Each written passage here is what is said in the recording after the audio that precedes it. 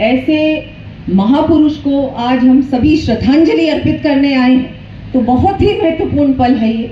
और हम सबको ऐसे समय में, ऐसे कार्यक्रमों में मुझे लगता है हम सभी की भूमिका बनती है। और इतनी बड़ी संख्या में, इतनी धूप में आप सब इस कार्यक्रम में पधारे, तो मैं तो मानती हूँ कि जो शेखावटी के लिए कहते हैं कि वीरों की भूमि, निश्चित रूप से वीरों की भूमि, ये शहीदों की भूमि।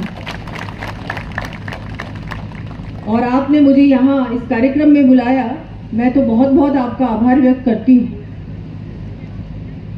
जैसा कि हम सब जानते हैं कि जब से, क्योंकि मैं ये बात जरूर कहूँगी, वैसे ये राजनीतिक मंच नहीं है, लेकिन मैं हमारे पूर्व प्रधानमंत्री श्री अटल बिहारी वाजपेयी जी का बहुत बहुत आज इस कार्यक्रम के माध्यम से उनका मैं धन्यवाद देना चाहूँगी, जिन्होंने शहीदों को सम्मान दिया तथा उनके पार्थिव देह घर तक पहुंचाने का उन्होंने जो काम किया, उससे पहले कोई नहीं करता था, कोई सोचता भी नहीं। ऐसे हमारे पूर्व प्रधानमंत्री श्री अटल बिहारी जी को भी मैं बहुत बहुत धन्यवाद देती हूँ। उनका भी आज मुझे लगता है आज ऐसा समय है जो उनकी भी याद आती है, जो उन्होंने सेना के लिए किया, सेना को सम्मान दिया। और अभी हमारे वर्तमान प्रधानमंत्री श्री नरेंद्र मोदी, जो हर त्योहार सेना के साथ मनाते हैं, सैनिकों के साथ मनाते हैं, उनका भी बहुत बड़ा योगदान। आज आपने देखा भारतीय जनता पार्टी हमेशा सैनिकों के साथ रहती। कहीं भी कार्यक्रम होता है, कहीं भी ऐसी बात सुनने में आती है कि किसी सैनिक ने अपनी जान न्यौछावर की है देश के लिए, तो तुरंत भारतीय जनता पार्टी का कोई भी हो, चाहे विधायक हो, मंत्री हो, मुख्यमंत्री हो, चाहे प्रधानमंत्री जी भी, स्वयं ही वहां पर जाते भी हैं, परिवार को सम्मान भी देते हैं और आगे के लिए, उस शहीद के लिए क्या कर सकते हैं उसकी चिंता भी करते हैं। आज जो हमारी सेना इतनी सशक्त हुई है, इससे पहले हम सब जानते हैं कि सेना के पास इक्विपमेंट भी नहीं, बुलेट प्रूफ जैकेट्स भी नहीं। 1 रैंक 1 पेंशन किसने दिलाई? प्रधानमंत्री मोदी जी ने दिलाई।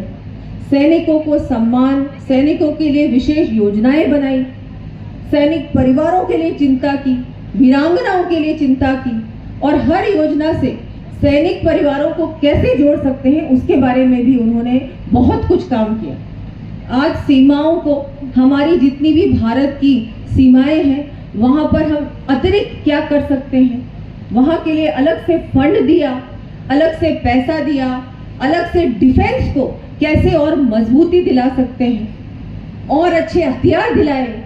हर प्रकार से सेना को और मजबूती दिलाने में, और मजबूत बनाने में, सशक्त बनाने में, ताकि हम किसी से कम नहीं हो। कभी भी कोई भी पड़ोसी मुल्क हमको आंख नहीं दिखा सके। वो जो सम्मान मिला है वो सिर्फ और सिर्फ प्रधानमंत्री मोदी जी ने दिला है, और आज इस मंच के माध्यम से मैं उनका बहुत बहुत आभार व्यक्त करती हूँ। अब मैं आपको कुछ बताना चाहूंगी कि क्षेत्र के भी कुछ काम है जो माननीय मुख्यमंत्री जी, उन्होंने भी बजट में भी घोषणाएं की है, मैंने भी बजट में घोषणाएं की है, क्योंकि आपके जो विधायक हैं बहुत चिंता करते हैं आपकी, लगातार मुझसे भी भेंट करते रहते हैं, विधानसभा में भी बहुत ही मजबूती से आपकी बात रखते हैं। ऐसे आपके विधायक साहब हैं और इनकी मेहनत से यहाँ पर बहुत अच्छे बड़े बड़े काम हुए हैं, जैसा कि लोहारगढ़ 24 कोस परिक्रमा मार्ग में विकास के कार्य सैंक्शन हुए हैं और बहुत जल्दी वो कार्य होने वाले हैं, शुरू होने वाले हैं। तीर्थराज हमारे लोहारगढ़ से बरखंड पर्वत तक रोपवे भी है, जिसका काम बहुत जल्दी शुरू होने वाला है। जाखल में CHC एवं 132 kV GSS की भी घोषणा हुई है और उसका काम भी बहुत जल्दी शुरू होने वाला है। नवलगढ़ में ट्रॉमा सेंटर, नवलगढ़ जिला चिकित्सालय में क्रमोन्नत किया गया है। 5 नए आंगनबाड़ी केंद्र भी खुले हैं। नवलगढ़ में लगभग 90 करोड़ की सड़कें स्वीकृत हुई हैं। ये बहुत बड़े काम हैं जो कि आपकी विधानसभा क्षेत्र में किए गए हैं, और जिस तरह से हमारे विधायकगण, हमारी यहाँ अब डबल इंजन की सरकार लगातार काम कर रही है, मुझे लगता है बहुत जल्दी ऐसा समय आएगा कि आपका कोई भी काम बाकी नहीं रहेगा। पूरे ही क्षेत्र में, पूरे राजस्थान में हर व्यक्ति के लिए, चाहे वो महिला हो, युवा हो, किसान हो, गरीब से गरीब व्यक्ति तक योजना पहुंचे, गरीब से गरीब घर तक विकास का काम, ये हमारी सरकार का लक्ष्य है। अभी राजस्थान दिवस समारोह भी मन रहा है। पूरा एक सप्ताह का राजस्थान दिवस का जो कार्यक्रम है वो भी माननीय मुख्यमंत्री जी द्वारा कल उसका शुभारंभ हुआ था। और आप सोचिए, बाड़मेर जैसा क्षेत्र जहां आपको कभी कोई सोच भी नहीं सकता था कि लगभग 30,000 महिलाएं वहां पर उपस्थित होंगी, और उस कार्यक्रम में हमारी 30,000 महिलाएं पधारी थी, कम से कम 30,000। बाड़मेर में तपती धूप में, आप सोचिए वो क्यों आई थी? वो इसलिए क्योंकि उनको विश्वास है, उनको विश्वास है मोदी जी पर, उनको विश्वास है भारतीय जनता पार्टी की सरकार पर। और मैं आपको पूरा आश्वासन देती हूँ कि हम सब मिलकर आपके विश्वास को कायम रखें, और ना केवल कायम रखें, हम मिलकर प्रयास करें। क्योंकि जब प्रधानमंत्री जी कहते हैं सबका साथ, सबका विकास, सबका विश्वास और सबका प्रयास, तो सबका प्रयास, सामूहिक प्रयास होगा तो कोई भी ऐसा व्यक्ति नहीं है जो पीछे रहेगा। हर व्यक्ति को, हर वर्ग को, हर व्यक्ति को बिना किसी भेदभाव के उनका काम भी होगा और हर क्षेत्र का विकास भी हो। तो मैं आपको पूर्ण रूप से आश्वस्त करती हूँ कि हम सब मिलकर अच्छा काम करेंगे, मिलकर अच्छा काम करेंगे। राजस्थान को विकसित राजस्थान बनाने का जो संकल्प लिया है हमारी सरकार ने, उस संकल्प को भी बहुत जल्दी पूरा करने का हम सब मिलकर कार्य करेंगे। क्षेत्र की एक महत्वपूर्ण एक मांग है जो मेरे पास आई है, तो मैं आज इस बात को, क्योंकि आज हम सब यहाँ हमारे अमर शहीद रामजीलाल कटेवा जी के मूर्ति अनावरण कार्यक्रम में सब आए हैं, और ये एक बात परिवार की ओर से भी मेरे पास आई है, और हमारे माननीय विधायक गण ने भी कहा है कि इसको करना है आपको।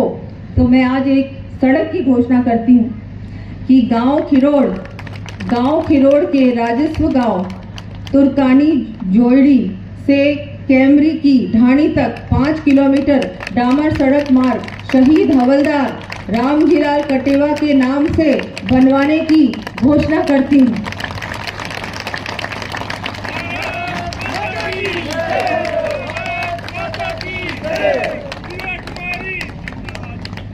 मुझे लगता है कि ये तो कुछ भी नहीं है। उन्होंने अपने लिए, अपने देश के लिए क्या नहीं किया। उन्होंने अपने परिवार के मुखिया को देश के नाम, उनका जिस तरह से वो उनके परिवार के मुखिया चले गए हैं सिर्फ और सिर्फ देश के लिए, तो मुझे लगता है ये सड़क क्या होती है, कुछ भी नहीं है।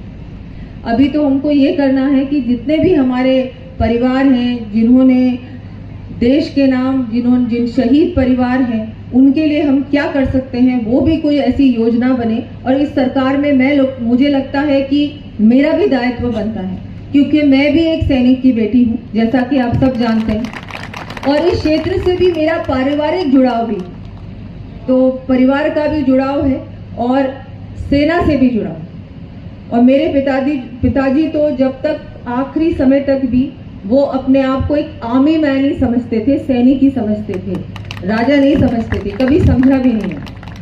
और वो ही संस्कार हम सभी ने देखे हैं, सीखे हैं। तो मुझे लगता है कि मैं भी एक बात रखूंगी आगे की, क्या हम कर सकते हैं कि जो हमारे शहीद परिवार हैं, हमारी सैनिक हैं, उनको आगे बढ़ाने के लिए, उनको और मजबूती दिलाने के लिए, उनके जो बच्चे हैं उनकी शिक्षा के लिए भी क्या ऐसी योजना बन सकती है जिससे कि और अच्छा उनका आगे भविष्य हो। क्योंकि वो तो सब कुछ देश के नाम, सब कुछ बलिदान देते हैं, देश को सब कुछ दे देते हैं, लेकिन देश का भी कर्तव्य बनता है कि वो ऐसे परिवारों को सम्मान भी दे और कुछ अच्छा उनका काम भी हो।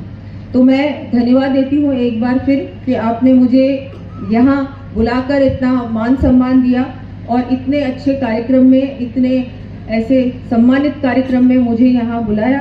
मैं एक बार फिर सभी गाँव वासियों का भी आभार व्यक्त करती हूँ और आगे आने वाले समय में आपके विधायक जी के साथ मिलकर क्षेत्र के सारे काम हम मिलकर करेंगे और बहुत अच्छा विकास होगा क्षेत्र का भी और राजस्थान का भी। अब एक बहुत बहुत धन्यवाद आपका। जय हिंद।